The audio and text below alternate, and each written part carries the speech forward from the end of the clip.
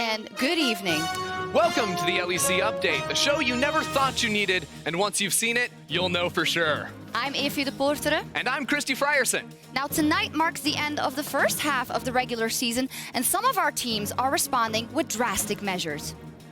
Fnatic lost their first game last week and already seemed keen to lose the entire split. After just one loss, Reckless is already riding the bench. Although he did play a game of bot lane Karma recently, so maybe this is just some leftover trauma from last summer. Either that or Broxa has been practicing his Lee Sin IRL. To bring us more, Lenny Radkaus is standing by in sunny Sweden.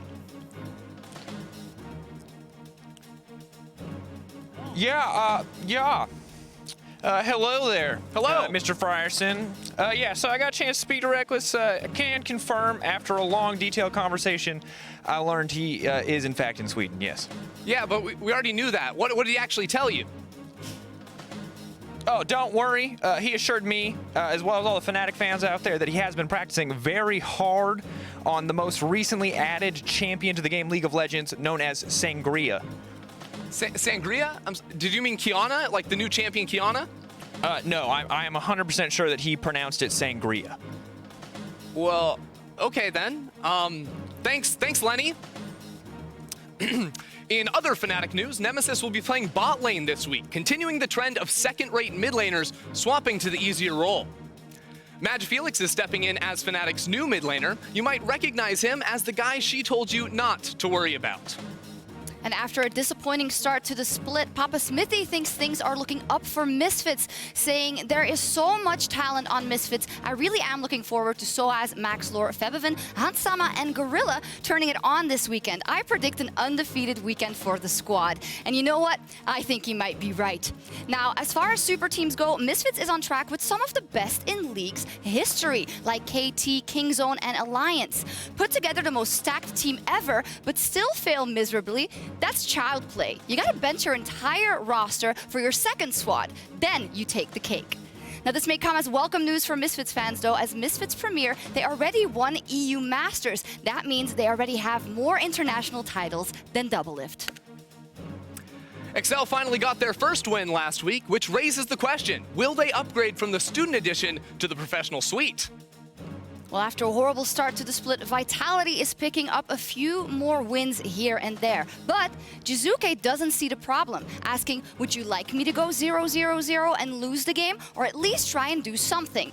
Well, yes, we absolutely want you to do something, but we would prefer if you tried winning instead of tweeting, Mr. Stallion.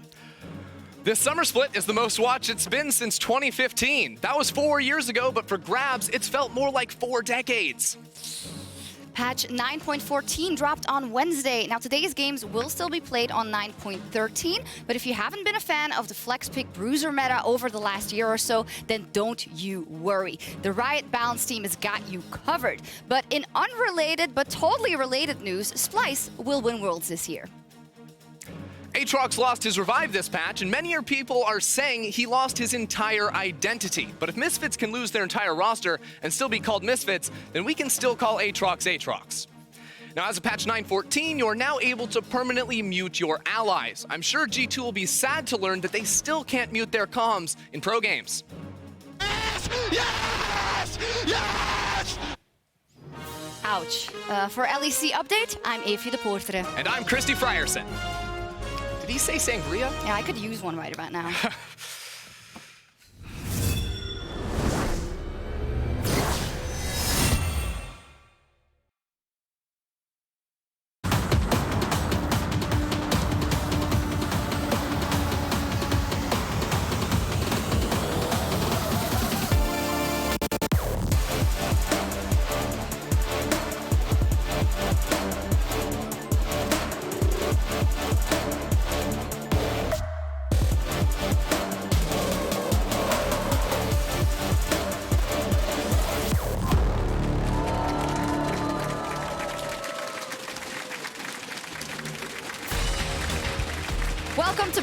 from Germany, everyone, and the LEC Summer Split.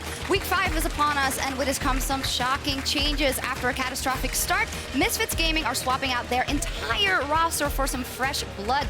We'll see what the new players can do versus Splyce. We see some of them there. Hello, everyone. I'm Shox, joined by Ender and by Frosk. Man, I'm gone for a couple of weeks, and things go crazy in the rosters. What happened? It just feels like it's kind of in crunch time right now, that people were leading up into Worlds. Teams are starting to get a little bit nervous, and you start to need to lock down the wins now. So you look for the roster adjustments to make something work together on the board. And you say roster adjustments. I see roster overhauls here with Misfits Gaming taking out all 5 of their starters. 5 very veteran players, mind you, and they're putting in their full ERL team. That one EU Masters, mind you, but still their full ERL team to substitute them in. What do you make of that? Because when you say the race for playoffs is on, certainly replacing your entire roster is not going to get you there as easily. So my hot take is that I don't actually mind this so much. We saw that Rogue proved that the Ultraliga squad can actually make a splash. When the Mad Lions basically became SK Gaming, they were still making playoffs in their first run. So I don't actually think that there's a huge difference between taking the team that won EU Masters or the ARLs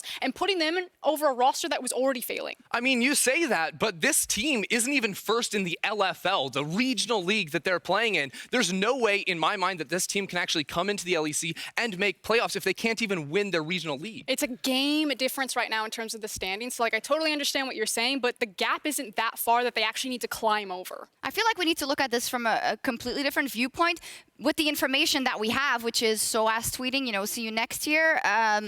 We know that probably the roster isn't coming back at all. So that then signals to me, okay, Misfits want to wipe the slate completely clean. They're going to start building this ERL roster for 2020. Yeah, I mean, by putting in all 5 players, you're clearly not trying to win this split or get into playoffs. It's just about getting this team experience, in my mind. If this team was trying to make a push into the postseason, I think you need to take some solid building blocks like Hansama and Gorilla, perhaps, and then try to trade away some of your veteran talent around the board to get that fresh blood. But I don't think subbing out 5 players is the answer for Misfits. I just think that you already have a squad that have experience together and have proven that they can work together. So it's about trying to eliminate variables. I totally understand what you're saying. You could have salvaged certain parts of the roster, maybe tried to mix it up. But if you can't figure out how to create a new playstyle, just stick with one that works and see if it just works in the LEC. Yeah, and of course, we can't judge before we see it in play. There was another huge change, of course, on the side of Fnatic, which definitely caught me off guard. Fnatic will be starting Nemesis and Hylissang in the bot lane, Magifelix in the mid lane, because Reckless is benched for this game. What do we make of that? I mean, this is just a huge change, right? Like, I can't sit back here and comfortably say Fnatic are trying to do the same thing they did in 2018, where they put Bwipo into bot lane for Reckless. To me, he's subbed out for 1 game. They don't give very clear reasoning behind it. This seems like a slap on the wrist or something, because there's no reason why you bring in Magifelix, who has no professional experience on the LEC stage, and then swap one of your best players. Experience. Yeah, but you swap out one of your best players in mid lane into the bottom lane, just all of a sudden. Why do that? Why not just do a 1-for-1 swap? I mean, this happens all the time over in the LPL, where you have a player like Uzi and you take him out because you need to give him a break because he plays so many games. We don't know if this is about, finding a break and just trying to alleviate stress, or if it is disciplinary action. Either way, it's against Rogue of all teams. And while Rogue is rising, I don't see this as like a hit the red alert button for Fnatic fans at all to freak out over this. Because the question is, do they even need Reckless to beat Rogue?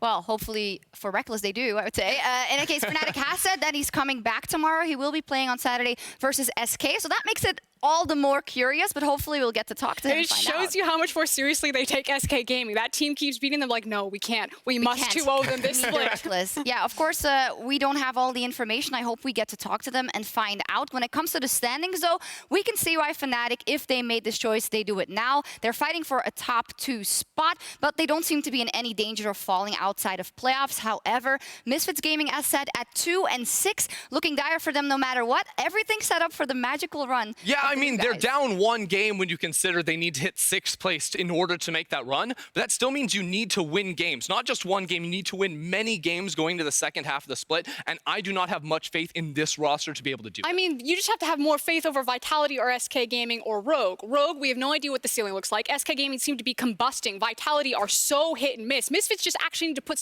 together something consistent to make playoffs. Yeah, I think we need to look at this in a completely other perspective as well. Yes, we're looking at what will it do against or for Fnatic or Misfits. But if you're any of the teams that's also vying for playoff spots with them, you think, this is my chance. We need to be picking up wins here. So I think we'll just see how much influence these changes will have on the rest of the standings as we go forward as well. Now, in terms of possible upsets, they do happen, and we want you to predict them as well as tell us anything you want to about what you think of all the craziness that's going on. Send all your questions or remarks about the LEC Summer Split at LEC on Twitter, and we will be answering them in PGL. Talking about those upsets, last week Saturday got pretty crazy. Frost, break it down for us. Just a little bit. So here we go. Last week, the LEC was rocked with upsets, whether it was jet lag, patch day, or someone missed their breakfast. There is an abundance of excuses to go through for the teams, but let's focus in. First up, it was Excel taking their first LEC victory over SK Gaming. In a fight-heavy game, it was Excel who stacked the tools necessary to keep up with SK Gaming's brawling tempo. They brought equalizers, cataclysms, crystal arrows, and a good tonguing from Mystiques to match SK's aggression tit for tat.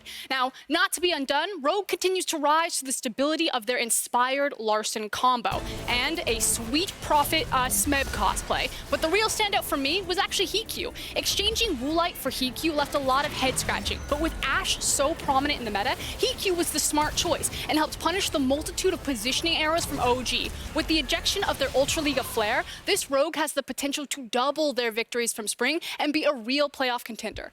And finally, it's Splyce.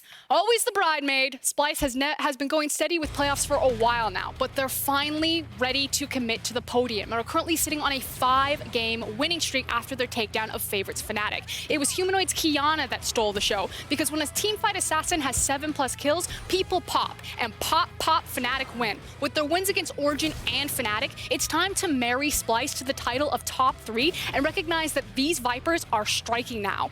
And while Humanoid showed us his cool Qiyana, the rest of the league has been dominated by the Azir Corki meta, which isn't too favorable. Yeah, I don't know what actually happened after months of everything spicy. Vayne, Wukong, Zed, Yasuo, we're back to Azir and Corki. How did it happen, and is it going to change? I mean, we saw a lot of the primary flex picks actually being nerfed and sort of taken out of the meta, or at least not being able to first or second pick them in those rotations, which has given rise to a lot of these, more scaling type marksmen, or Azir in this case in the mid lane, to really take prominence. Yeah, it feels like it's about fighting over mid lane priority in terms of pushing priority. And there are a few champions that can do that better than Corki and Azir. So you team them up with a hyper-aggressive jungler like the Olaf, and it's just hard to compete with them. So our flex picks, are they dead? Is it over?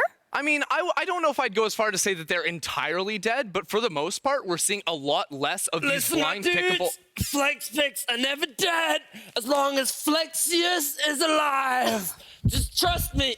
It doesn't matter how many times they nerf us. As long as Flexius is here, Flex picks are here to stay. Go on, ask where the beach is. I'll show you. Where's the beach? The beach is over there. Are you okay? The beach is over there. Less impressive, I have to say, than it was. No, not you. No, not you. No. Is that? No, stop nerfing us.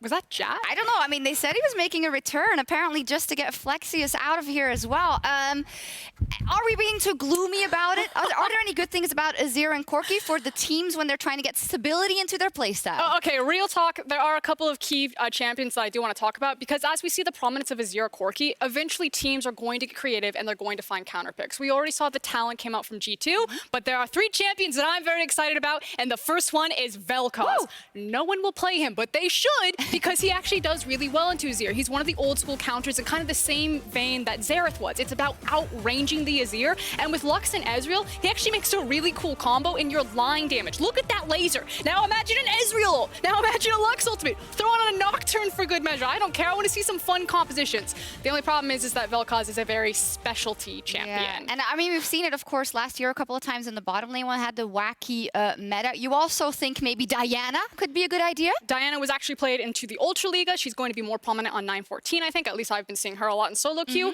But she can actually interrupt Corki's Valkyrie with her pullback. So she has some interesting counterplay. And I think it kind of goes into that same vein of not necessarily playing the lane for the matchup, but playing for kill pressure and playing side lane. So I think Diana is, again, a very niche pick, but could be rather creative in how to answer these 2 champions. And then finally, in the same vein of Diana, it's Shizuke's Echo, or Echo in general. It's about trying to find these champions that get underneath the push, that have kill pressure, and then can piece out and play a side lane when it comes to just pushing the minion waves back and forth. And I mean, when we see that, we know, okay, you don't have to always play Azir and Corki. You can make up these plans where you can counter things. You can still play your own playstyle. But what does it come down to? Do you think it's safer just to pick the Azir and the Corki and just to stay away from these things for some of these teams? Or would you advocate for more versatility from these teams? I think it's about what you're going to trade. I think it's pretty safe to say that you're probably going to see a lot of Azir blind picks, especially from blue side when a lot of OP picks are taken off the board. But if a team wants to experiment or try to get leverage somewhere else, whether it's the top lane, particularly the jungle or even the bot lane, then you can leave open the Azir and maybe you can have that pocket mid lane pick to counter it out or to have a different playstyle to try to get power elsewhere in your draft. Yeah, and it's also about the evolution, you know. Now it's been around for a while. Now the teams have been able to come up with things. And I mean, God knows they've drafted against Azir and Corki for years already. So we're going to see a bit more versatility maybe coming into this week? Yeah, I mean, I expect now that the teams have had more time to practice on 9-13. It's good suit. Thank you. That we do see a little bit more creativity. We already saw picks like the Jizuke Echo, the Caps talent as well that you mentioned. So I do think that we will start to see more and more of this, try and counteract those boring two champions. Yeah, well, in terms of upsets in champion pools or champion picks and maybe in games as well, last Saturday was pretty crazy. We'll see what surprises today will bring. Tell me, do you have your eye on a specific matchup that you think will give us an epic upset? Who we actually really need to call is Lore, because she seems to have this all figured out. I feel like you can always look pick Splyce. Always pick But Splyce. that's not an upset anymore. But I feel like you can hone in on any of these games and you actually have a decent matchup. I think the only one that seems kind of set in stone is G2 versus Excel. Well, let's take a look in predictions and see if that is reflected there, if anyone went for Excel, because in the race for Superior Analyst, all of us are behind Medic and Law, so they are doing something right. At least we're doing better than StatsBot, not doing too Vitality? hot. There we go. What's going on there for us? Okay, so I'm down in points. It's about taking the risky gambles, and Vitality are exactly the type of risky gamble that I am willing to take. I'm like, burn it all down as long as Schalke go down You're with like it. flipping a coin hoping for 30% to happen over here. I'm like, I don't know about that. Well, they have been picking it up a little bit, Sure. right? But is it enough to take down Schalke? Analytically speaking, Jack Troll and Attila are playing much better than they started out with. And every time Attila faces upset, he goes ham. This guy goes absolutely Super Saiyan. So I'm expecting that rivalry to continue. Yeah, for the rest, we're all in agreement, of course. And then the fan vote is also just going for what was expected, obviously always Fnatic. Yeah, I mean, it is interesting, though. Everyone's still voting Fnatic. Yeah. Yes, they did make this roster change, pulling out Reckless, but as you asked earlier, do Fnatic need Reckless to beat Rogue? I don't think the answer is no. The thing, when I was voting, I was really contemplating Yes. it, because I thought, Rogue could totally do it. I mean, they're on the upswing. They just beat Origin last week. I feel like we're They can beat underselling them. TSM. Apparently, we're underselling them maybe a little bit, and at one side, I hope they prove us wrong. I mean, it's not like it's impossible that Rogue win this game. I just still think the higher percentage chance is that Fnatic wins. So the safe bet That's why is it's an Fnatic. upset. Yeah. Yeah, all right. Well, tomorrow, another really much anticipated match of the week. Splyce, they have their eyes set on another top contender. So now let's go to the Splyce questions. Give me just 1 second to watch the game to see where... I think they lost, but that's just me. Oh, the game is still going. Shumo jumping in. Cersei here, Boxer. There's nothing you can do. Use the stopwatch, but there is no way out. Knocked him down, but he's going to dash out. Oh, it was so close. Tommy boosts him up, and look at Keanu off towards the side. Splyce have beaten Origin. Now they've beaten Fnatic as well. G2 is the last team standing in front of them. I think G2 is better than Fnatic. I think it's going to be way harder than this week.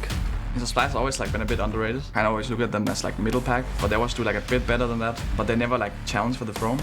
For G2, it's easy to look past competition because they've got their eyes set on Worlds, but they cannot lose sight of how important these regular season matches are, of how important it is to lock a first or a second seed as soon as possible. I mean, I feel pretty confident going up against Splyce. I love that Splyce played a controlled game of League of Legends. I love that they get better and better at playing what people would call textbook. I want to see more creativity, and I want to see them fight fire with fire. And I want to see the most explosive early game we've ever seen. I don't think they're that standard. They're playing Kiana right now, which not many teams play, so I would say they have their niches. They're mostly jungle mid-strength, so I don't want to disrespect them. When you play against G2, If you go into the game thinking that they are better than you or that they are the scary team, you already lost the game. Even though Jankos and Caps are a really strong duo. Wait, does he walk into it? Oh my god! I'm sure that we can handle them. Yeah, he's up for my mid jungle to not run it down, I guess. I think this is a chance for Splyce to prove themselves that they can go toe-to-toe when it comes to aggressive League of Legends that decides games. So many doubted them, but Splyce proved them amongst the best in the LEC. I want to play a good matchup against them and just smash them. The chance to get into Worlds is the most important factor. I feel pretty confident we can take them. We are going to take down G2 with our best champions. Ooh, second place versus third place. Splyce versus G2 Esports. I thought G2 was being not too overconfident in most of it, and then in the end, Perks did say we're going to smash him or try to smash him at least, but this should be a much closer matchup than I would have given it in the beginning of the split. Yeah, I mean, these teams are both looking hot. Splyce coming off a 5-game winning streak, G2 just doing G2 things. And I do love that in the interview there, they brought up the jungle matchup, because last time these two teams faced off on opening day, Jankos absolutely murdered Xerxes in the jungle. And if Splyce want to pick up that win, they have to turn that matchup around. I mean, the thing is I can't think of two more opposite teams. And so what's really cool is that draft should decide it from an execution standpoint. I just hope that Splyce don't actually go home in a body bag, because G2 destroyed them last time. They need to be able to compete with a very aggressive early game. Yeah, and in light of the discussion we just had about the picks and the flex picks being nerfed and whatnot, for everybody but G2, we think, because they are able to pull out different things no matter what, just a Talon last week. Frosk, do you think Splyce will have any issues with that, or are they better equipped versus a draft of G2? I mean, theoretically, on opening day, you'd expect that Splyce would have all of the preparation and be ready to go, but unfortunately, they didn't have it. So I hope that maybe the time, because you think that if you give Splyce preparation, that they will have a cool strategy. Against Fnatic, they brought out the Kiana, but they need something more than that if they want to take on G2. Yeah, I mean, I loved that Kiana performance from Humanoid last week. So if we can see him on something that's maybe a little bit more explosive that they can look to play through around in the early game, I think always one of the best answers against G2 is to try and shut down Caps. Now, if you can put the resources in Humanoid to make that a possibility, then you give yourself a much better chance. Yeah, great match of the week. That is tomorrow, of course, but Splyce has another hurdle to jump over today as they go up versus a brand new Misfits, and hopefully for them, they're also not underestimating this roster. As we said already, it is the ERL team from Misfits coming into the LEC, third place over there. What can we expect of their play style? Well, this is 4/5 of that ERL team. The only difference is going to be the jungle position where Kirei